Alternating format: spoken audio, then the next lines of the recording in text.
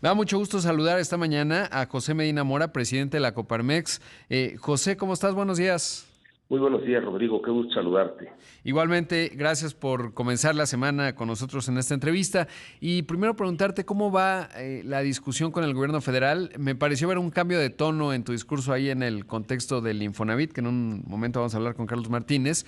¿En qué estatus estamos vinculado a esto que se va a anunciar el miércoles de parte del gobierno federal para tratar de contener la inflación? Sí, bueno, estamos en medio de un diálogo, Rodrigo, en donde lo que se busca es contener, aunque sea un poco, la inflación, entendiendo que la inflación que tenemos ahora es una inflación internacional, es decir, derivada por una parte de la pandemia del COVID-19 y cómo se interrumpieron las cadenas de suministro del continente asiático hacia el continente americano. Recordarás, Rodrigo, que todo el año pasado hubo esta presión inflacionaria que empezó a ceder a final de año y que este año, en febrero, empieza otra vez la presión inflacionaria, ahora por la invasión de Rusia en Ucrania. Sabemos también, Rodrigo, que el puerto de Shanghái está colapsado y esto pues tendrá también efectos de presión inflacionaria que veremos en unas semanas. Entonces, entendiendo que la presión inflacionaria es por efectos internacionales, a diferencia de lo que hubo en los años 80 en nuestro país, en donde eran cuestiones locales las que producían esa alta inflación, pues lo que se puede hacer para contener la inflación es limitado, pero en ese sentido estamos en diálogo con las autoridades. Hemos hablado con la Secretaría de Economía, la Secretaría de Hacienda, la Secretaría de Agricultura y con el mismo presidente, en el sentido de que podemos a partir del diálogo llegar a un acuerdo. Ahorita estamos en ese diálogo en donde lo que se ha hablado es que haya un acuerdo en donde pues todos pongamos, es decir, que el gobierno ponga una parte, que las empresas de manera voluntaria, aquellas que puedan, hagan un esfuerzo en relación a 24 productos, que son los que se estaría haciendo este esfuerzo para poder contener la inflación, entendiendo, Rodrigo, que es una acción limitada por las condiciones internacionales de esta inflación que vivimos. Claro, sí, digamos, no se ve que vaya a ser un tema de corto plazo, sobre todo porque el conflicto, la invasión de Ucrania por parte de Rusia, pues no se ve que vaya a terminar muy pronto y esto, bueno, pues le pone una dinámica muy distinta, sobre todo porque se anticipaba que en marzo iba a tocar techo a la inflación. Ya vimos el dato de la primera quincena de abril que subió a 7.32% tasa anual, pero sobre todo la subyacente también por arriba del 7%. Ahora, en los mensajes que dabas, José, decías las empresas están dispuestas a sacrificar margen de ganancia, pero no sería positivo un control de precios. Y en este contexto preguntarte, en el diálogo que han tenido con las distintas instancias del gobierno, ¿han logrado transmitir esto? Y sobre todo, ¿cuál es la lógica o por qué el control de precios no sería una buena idea de acuerdo a lo que mencionabas desde la semana pasada?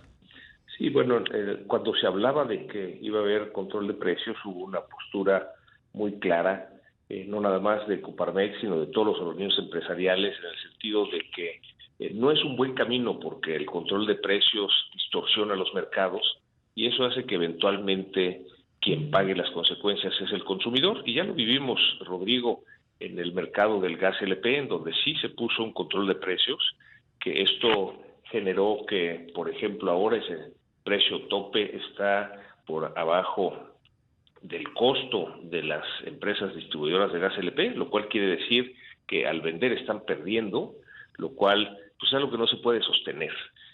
No pueden dejar de vender porque pierden la concesión, y lo que han planteado las empresas gaseras es que se les permita esta libre oferta y demanda, que les permita tener utilidades, y ellos están dispuestos a regresar parte de esa utilidad al gobierno para que sea orientada a subsidiar al sector más vulnerable.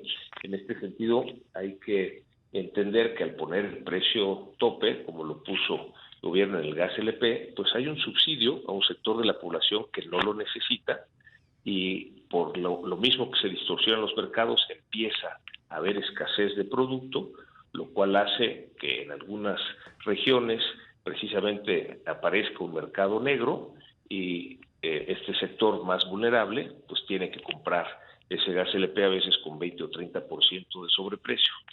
Por eso la postura tan clara y firme de que no es el camino, porque el control de precios distorsiona los mercados. Y afortunadamente el diálogo va en el sentido de que sea un acuerdo en donde todos ponemos, el gobierno pues ya vimos cómo ha puesto sobre la mesa subsidio para que no suban las gasolinas. Sabemos, Rodrigo, que al subir las gasolinas suben otros productos.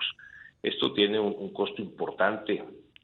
El SAT ha mencionado que serían alrededor de 300,000 millones de pesos en el año, pero también hemos puesto sobre la mesa que hay ciertos productos, por ejemplo en el limón, que es uno de los 24 productos de la canasta básica en donde se está haciendo ese esfuerzo. Los precios han subido por cuestiones de inseguridad en las regiones donde se cultiva, donde se produce el limón, y por lo mismo hemos pedido al gobierno que tome acciones para que al mejorar la seguridad en esas regiones pueda subir la producción y con esto bajen los precios. Hay un apoyo por parte del gobierno para incentivar que aumente la producción de estos productos en nuestro país, y eso tendrá, desde luego no es en el corto plazo, pero sí en el mediano plazo, el que se empiece a ver a mayor producción, que puedan bajar los precios de esos productos. Claro. Lo que ha esbozado el presidente es, digamos, estos 24 productos que estuvieran a un mismo precio a escala nacional. Eso plantea retos logísticos importantes, obvio, porque no vale lo mismo colocar un producto, pensemos pan, por poner un ejemplo, en Chiapas que en el Estado de México o aquí en la Ciudad de México, ¿no? Entonces hay distintas distancias en ello. ¿Cómo ven, digamos, el establecer pues estos precios fijos a lo largo de todo el país? Supongo yo que sería de manera voluntaria, ¿no? Justo para no caer en el control de precios. Me parece que eso es lo que van esbozando ahí. ¿Cómo ha sido el diálogo?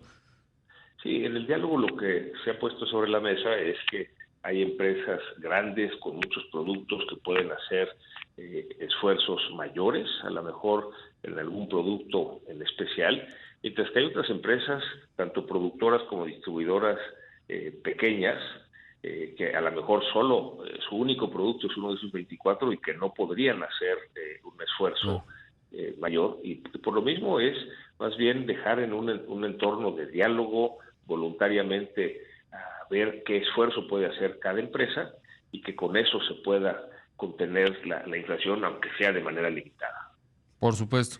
Pues lo estamos viendo. Ojalá, qué bueno que por un lado se da este diálogo. Es importante que todos escuchen, sobre todo que finalmente pues se entienda del lado del gobierno también pues cómo opera una empresa, sobre todo que la lógica no necesariamente es política, los márgenes que hay de acción, y a partir de ahí pues que se llegue a un buen consenso, y entendiendo que pues se pueden hacer medidas, digamos, por un plazo limitado, pero es un fenómeno que, como ya nos explicabas al principio, José, pues es más de mediano o largo plazo. Esperemos que no, pero todo parece indicar que la inflación pues es un fenómeno que además, digamos, ya es una discusión económica, se va retroalimentando y entonces no va a ser sencillo, digamos, que rápidamente pudiese controlarse. Pero bueno, pues ahí está el diálogo y lo estaremos observando el próximo miércoles. Te agradezco mucho la entrevista. Un abrazo. Sí, un abrazo, Rodrigo. Ahí escuchamos a José Medina Mora, el presidente de la Copa.